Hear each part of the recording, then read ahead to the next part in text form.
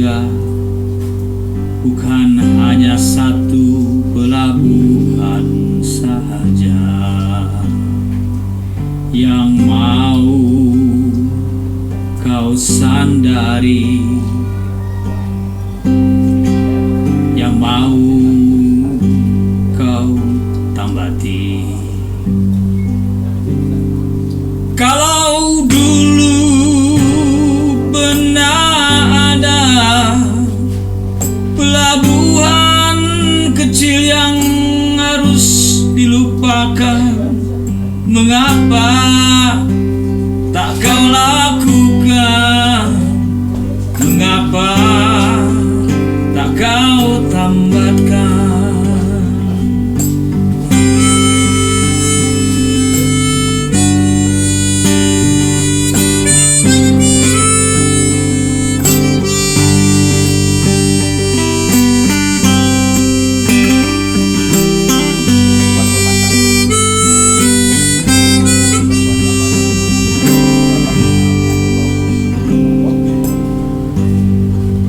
Mengapa tak kau tambatkan perahumu pada satu dermaga? Padahal kau lihat juga bukan hanya satu pelabuhan saja yang mau kau sandari, yang mau. Oke, kita ketemu berdua orang ini, Bli Sindu sama Kang Abeng. Akang atau Mas apa Bang? Abeng aja. Abeng aja. Abeng aja, boleh. Saya dapat informasi nih, Ya. Tapi saya juga tidak terlalu banyak mengenal soal umbu, Ya. karena memang barusan juga informasinya ternyata beliau itu adalah seorang sastrawan yang sangat misterius sampai saat ini. Oke, boleh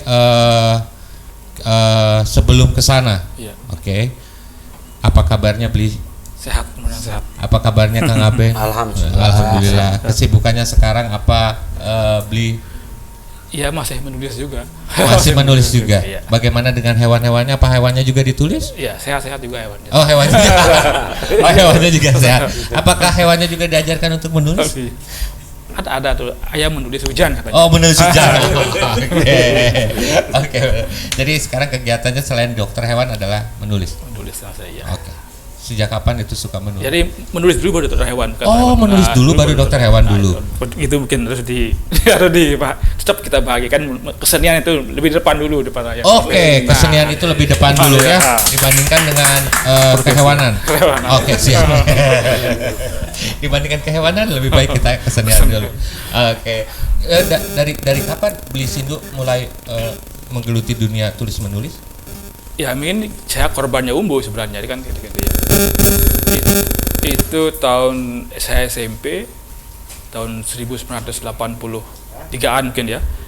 Itu kan umbu megang koran di Bali. Oke. Nah, itu mungkin karena ibu saya kan orang tua saya langganan koran, saya baca koran itulah ada ruang sastranya. Ya. Untuk remaja, untuk yang untuk sudah budaya istilahnya itu ya. Nah, itulah yang saya tiap ada yang bagus sekali sih ruangannya umbu itu. Jadi dia ngasih komentar, ngasih tantangan seperti orang main bola itulah. Nah, itu ini umbu kan pecinta bola. Jadi metafor ininya bola semua gitu ya. Nah, itulah yang buat saya awalnya tertarik dengan dunia tulis menulis. Ya, puisi dulu sih awalnya. Itu tahun berapa? Waktu SMP? SMP tahun 83-an. Oh, 83. Berarti dari SMP sudah mulai menulis ya? Iya. Oh, oke. Puisi awalnya atau puisi awal. Pantun sih dulu, pantun awal.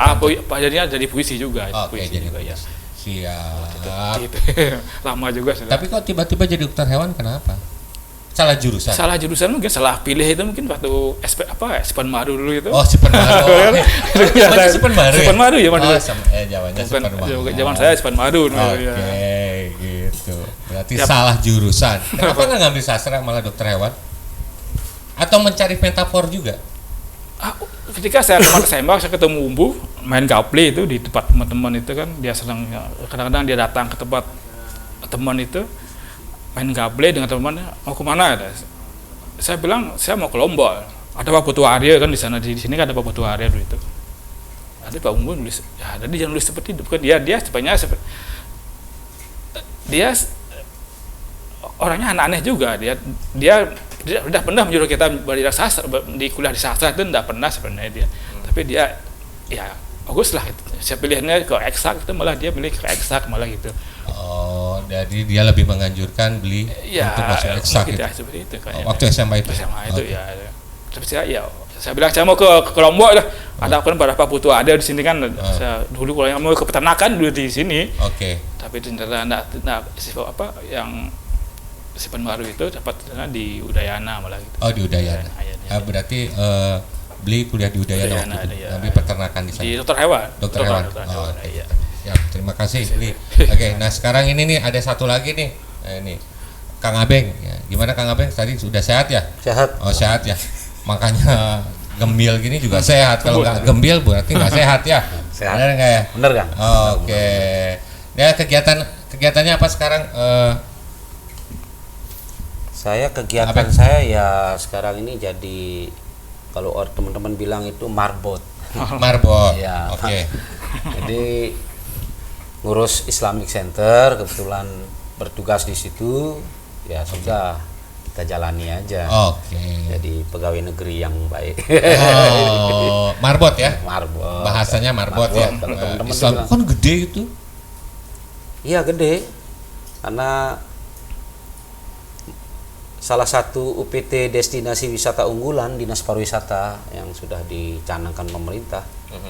Nah, itu yang kita kelola sampai saat ini. Ya, tapi saya membaca sedikit biografinya Kang Abeng ini ternyata kuliah di sastra ya. Iya betul. Ngambil teater kalau nggak kuliah sastra, kuliah teater kalau nggak salah ya. Sastra. Sastra di mana itu kalau boleh tahu? Saya di Pokta Sastra Udayana juga. Di Udayana juga, Ya, di Bali. Di Bali. Emang dulunya ada niatan gitu untuk jadi sastrawan? Enggak. Memang niat saya itu kan awalnya itu ingin di dunia kesenian, memang hidup di dunia kesenian. Awalnya memang memilih dunia kesenian, sudah memilih sejak kecil. Memang dulu saya sering ikut baca pantun di Star Remaja sini, radio pertama dulu Star Remaja namanya gitu. ya. Terus RRI sering diajak sama, kebetulan kakak misan saya itu kan SPG. Jadi Sekolah guru ya? Iya, sekolah pendidikan guru. Oke. Jadi dia berada di satu komunitas vokal group dulu kalau terkenal dulu ya. Jadi dia sering nyanyi pop singer, ikut sering juara juga gitu dulu. Oke. Jadi saya diajak ikut dia nyanyi, saya baca-baca saja. Oke. Kalau ini lebih terarah lah ya, ada niat. Insya Allah ada niat. Ada niat. Tapi ujungnya ya nggak nyambung ujungnya. Ujungnya gagal. Ujungnya nih yang nggak nyambung jadi marbot. Betul. Ujungnya yang nggak nyambung. Ujungnya yang nggak nyambung. Dari kecil itu sudah baca puisi, ikut lomba, bla bla. Akhirnya masuk kuliah teater di Udayana. Ujung-ujungnya jadi marbot. Ya. Oke. Nggak apa-apa tapi jawab. Tapi masih aktif menulis? Kadang-kadang. Kadang-kadang. Kenapa? Kok kadang-kadang? Iya, kalau saya termasuk orang yang Apakah sudah nyaman di Islamic Center? Jadi marbot? saya nyaman jadi ASN. Oh, ASN.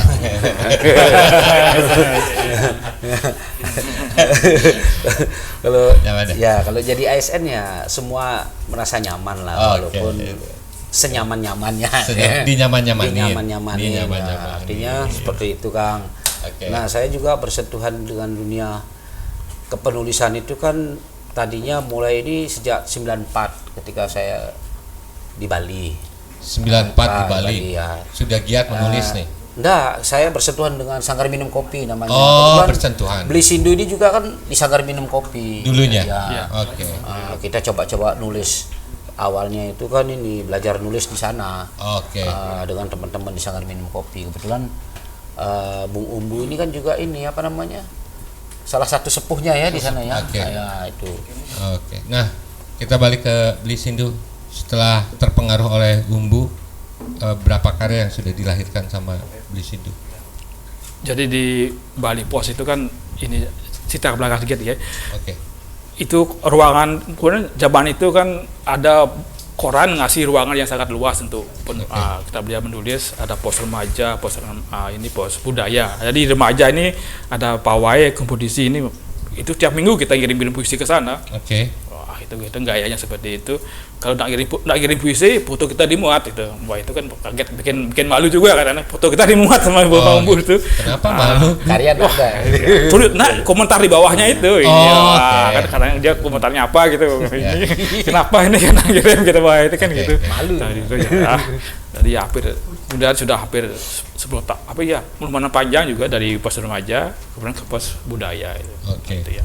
Jadi kalau hampir 20 tahunan lah saya menulis. Mungkin buku mungkin udah ada ya yang hampir 5 buku lah. 5 buku yang sudah diproduksi ya. Kebanyakannya adalah puisi ya. Kalau Bang Abeng belum ada buku.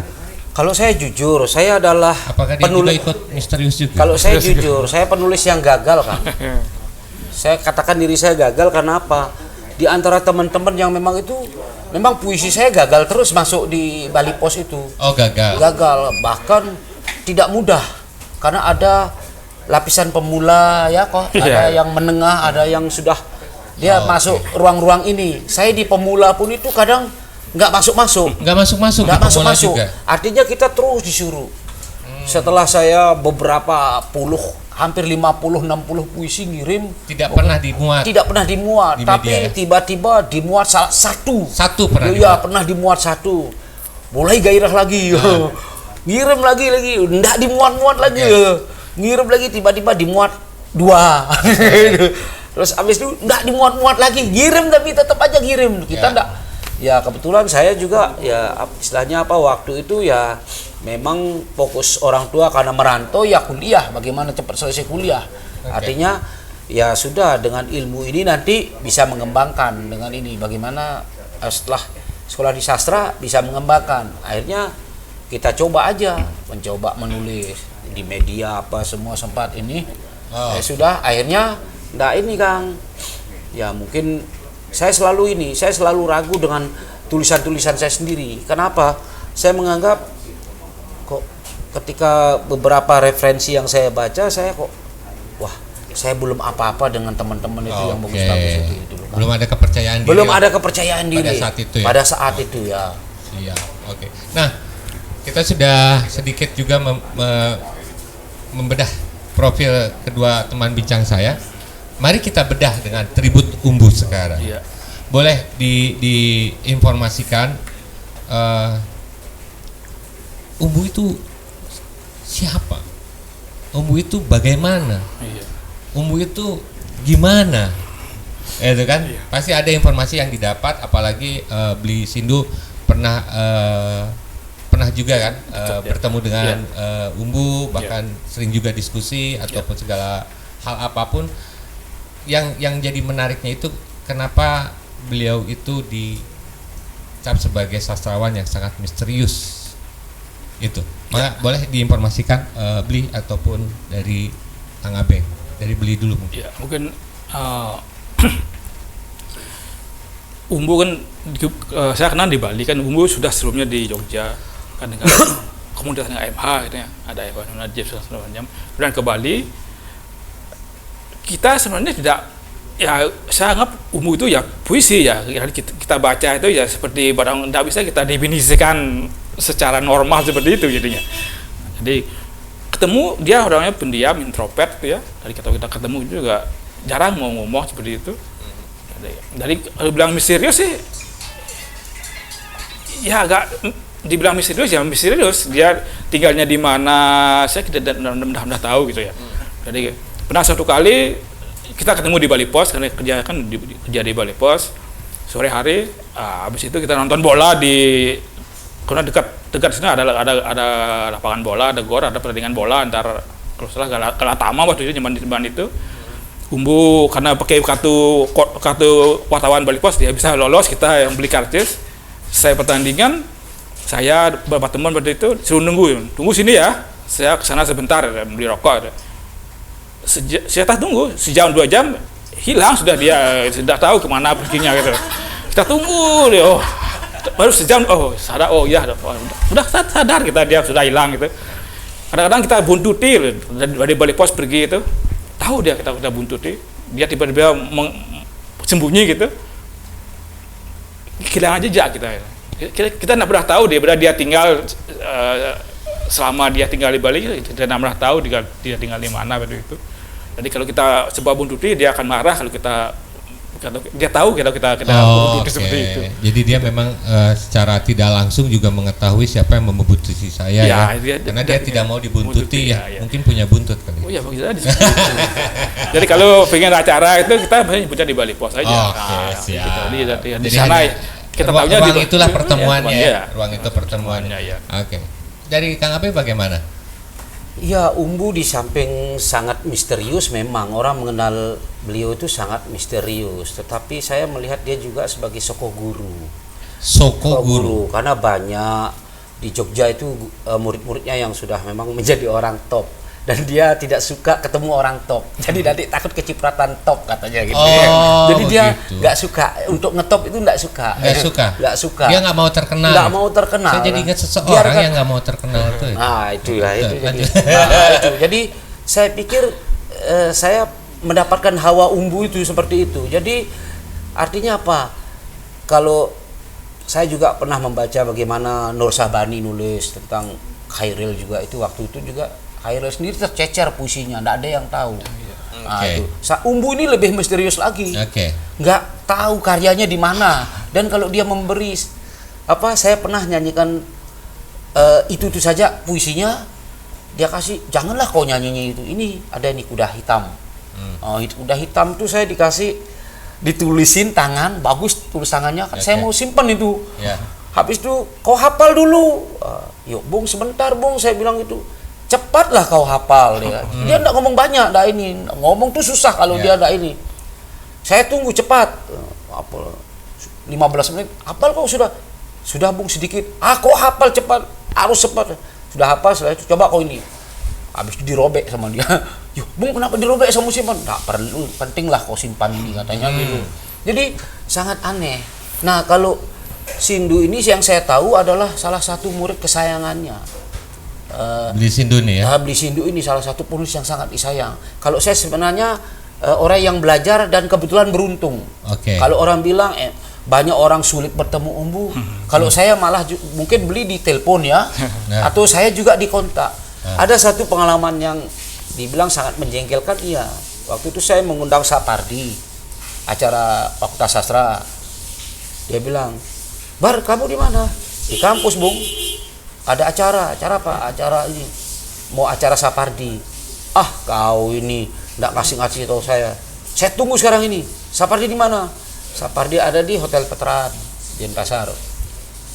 Kau jemputlah aku di Bali Pos. Jemput dia sampai sana, udah ketemu, mereka saling si hello, saking gini. Habis itu ngobrol, saya dicuekin. Saya tanya, Bung, gimana Bung? Dia dengan enaknya, ngapain kok masih di sini katanya, coba. Ya saya pergi aja langsung. Ya kalau orang nggak tahu pasti sakit Dia sudah nyuruh nganter, sudah ketemu. Terus saya bilang, gimana Bung, saya tunggu atau apa? Dia hanya jawab, ngapain kau ada di sini, masih ada di sini. Segeralah kau nyah gitu. Itu maksudnya itu. Karena ngeganggu konsentrasi. Ya ganggu ini. Kita pergi, habis itu besok dia nelpon lagi. Ada apa Bung? Jemput habis itu bawa ini koran potongan-potongan kertas bekas ini untuk kotak-kotak kertas Bali Pos itu yang itu bawa ke tempat tinggal di Bedahulu. Itu berat itu dia udah berat, itu karton sudah berat, motor saya naik. Ini ngebut aja enggak berani ngebut.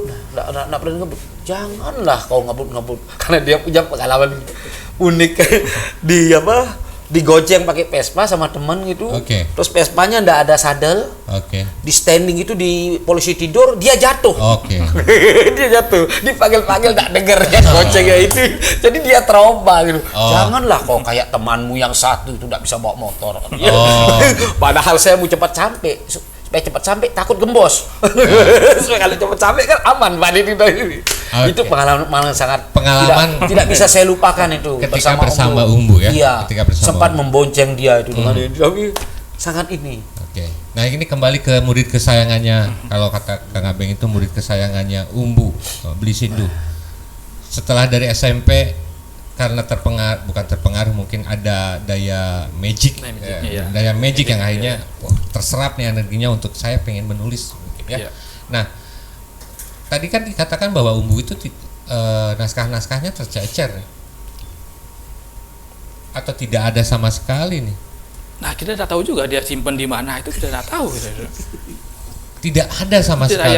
Tidak ada orang pun yang menulis tentang dia. Sebagai muridnya tidak mau untuk menulis tentang dia. Ya Hemba pernah nulis tapi ya nggak bisa masuk karena dia puisinya nggak ketemu. Gitu. Nah ada yang tahu puisinya di mana, dia pernah kan ada cerita itu yang dia mau diterbitin sama Horizon, malah dia curi sendiri gitu. Naskahnya dipercetakan jadi nggak jadi terbit gitu jadi ini. Oke. Seperti itu. Di Bali Pos pun dia jarang mau menyiarkan puisinya seperti itu ya, jarang sekali. Oh jadi dia sebagai di Bali Pos tidak pernah mau untuk memunculkan karyanya dia di sana. Kan di Horizon itu dia sudah nyerahkan puisi. Sudah nyerahkan tapi dicuri lagi. Redakturnya bingung, yo mana ini?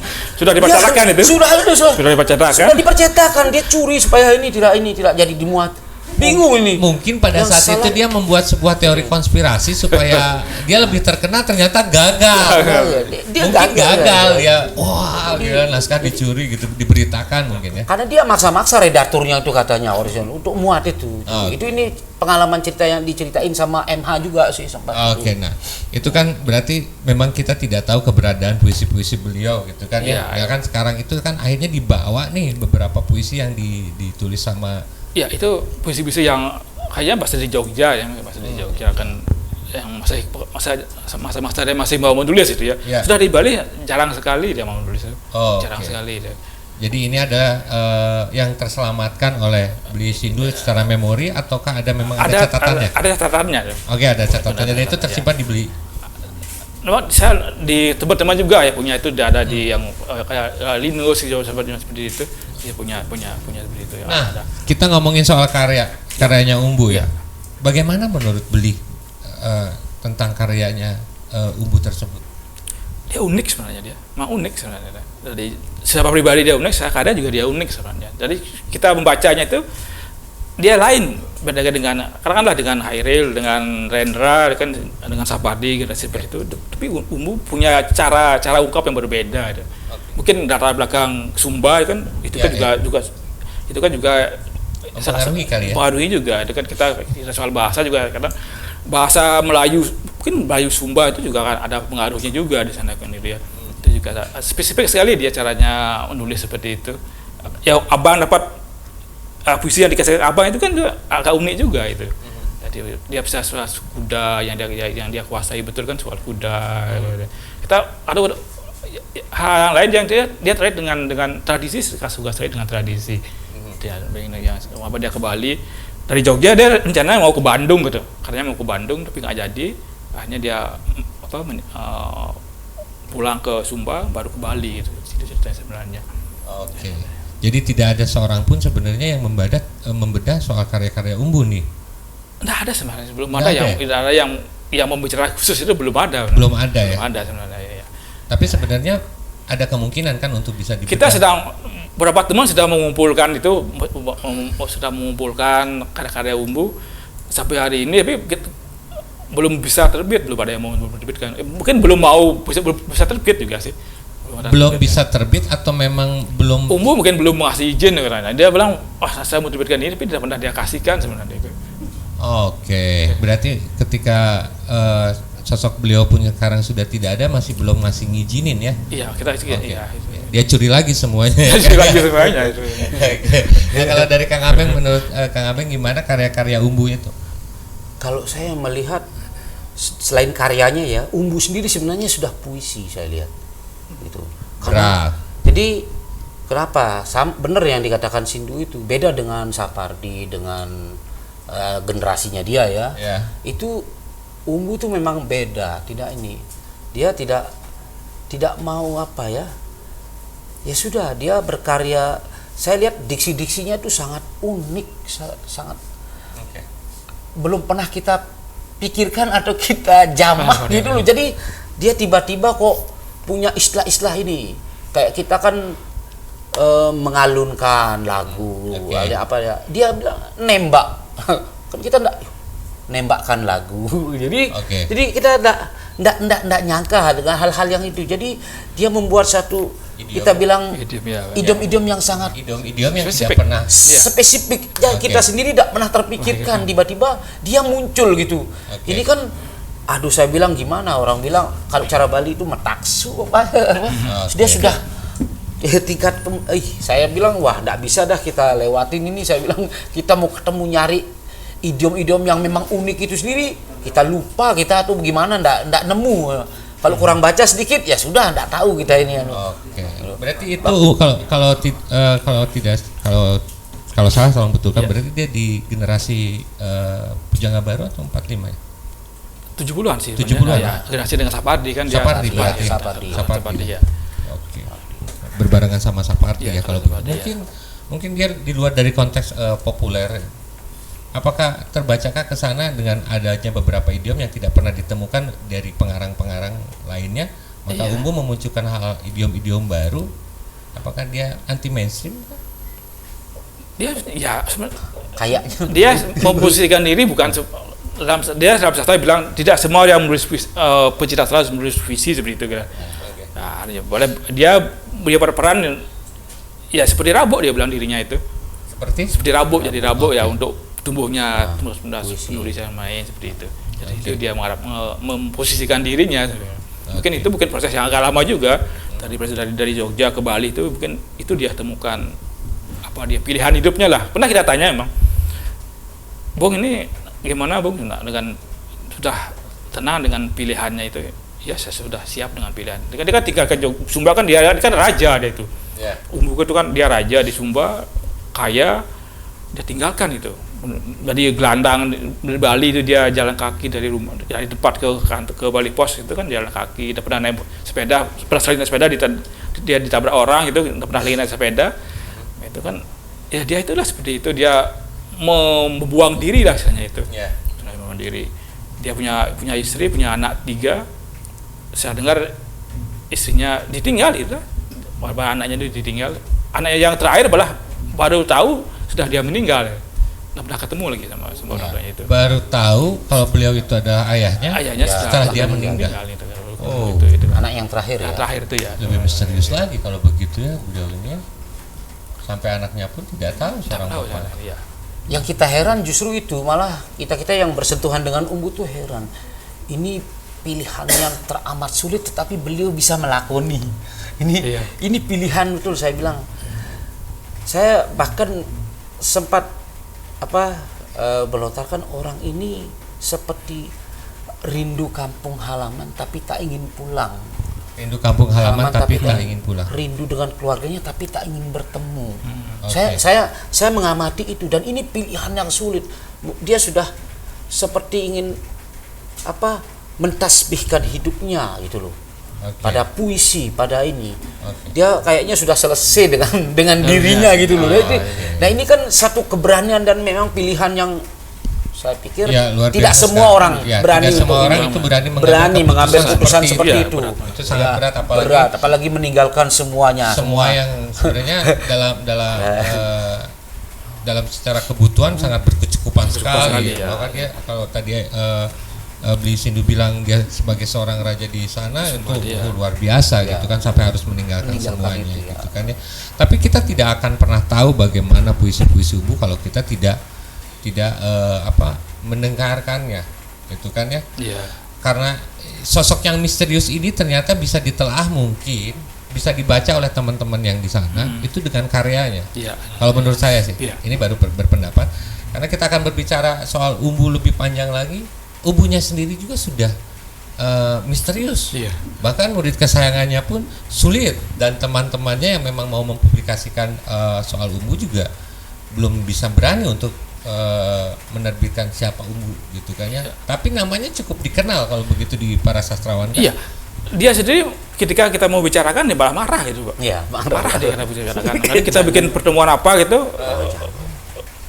begitu dia tahu dia dibicarakan, dia marah ke yang bikin acara itu.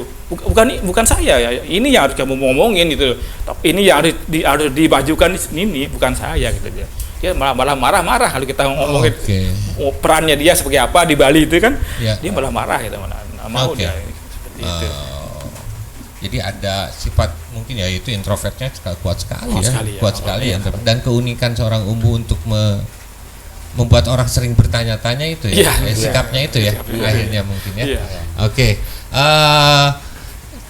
Kalau kita hari ini kebetulan halaman belakang, saya potong sebentar ya soal ke Umbu ya.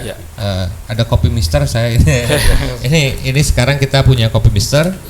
Ini produk dari halaman belakang. Kebetulan ini kopinya adalah Robusta yang dari Sembalun. Sembalun. Mungkin misteri juga. Oke. Ini juga kan kalau tadi misteri ya, nah makanya nyambung gitu kan, ini Mister. Nah, nggak pakai i gitu. Kalau tadi misteri kan kalau Umbu kan misteri. Kalau kopi ini Mister. Oke. Tapi bukan Umbu ya ini ya. Ini bisa didapatkan di halaman belakang kantor halaman belakang Antara. 250 gram dengan harga 100.000 rupiah saja. Siapa teman-teman yang mau membawa pulang ke rumah ataupun itu bisa langsung datang aja ke halaman belakang, akan terpajang di halaman belakang. Ini Senaru punya. Dia mencoba juga untuk kopi lokal untuk kita naikkan. Oke, gitu. Nah, Blisindo, Kang Abeng, karena saya tidak ingin rasanya mendengar bagaimana misterinya seorang Umbu. Bagaimana kalau misalkan kita langsung saja apa yang sudah dipersiapkan sama Kang Abeng sama Blisindo untuk melakukan sebuah atraksi. Itu akan mungkin menurut saya akan lebih menarik. Setelah itu mari kita akan ngobrol-ngobrol lagi. Untuk sementara kita di sini dulu, kita ke Kang Ari dulu sebentar. Nanti kita lanjut dengan akan ada apa aja Bang Abeng? Ya nanti Blisindo mau baca puisi. Ya, Blisindo harus baca puisi juga. Teman-teman yang mau baca puisi Umbu juga boleh. Oke, siap. Gitu. Nah, gitu. Agar sebenarnya kalau misalkan karena misteri ini harus dibacakan supaya biarkan teman-teman yang membacanya sendiri bagaimana sosok Umbu ini, gitu kan ya. Kalau berbicara soal Umbu lebih banyak, nanti dia marah-marah lagi.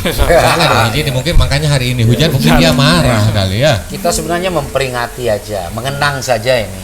Oke.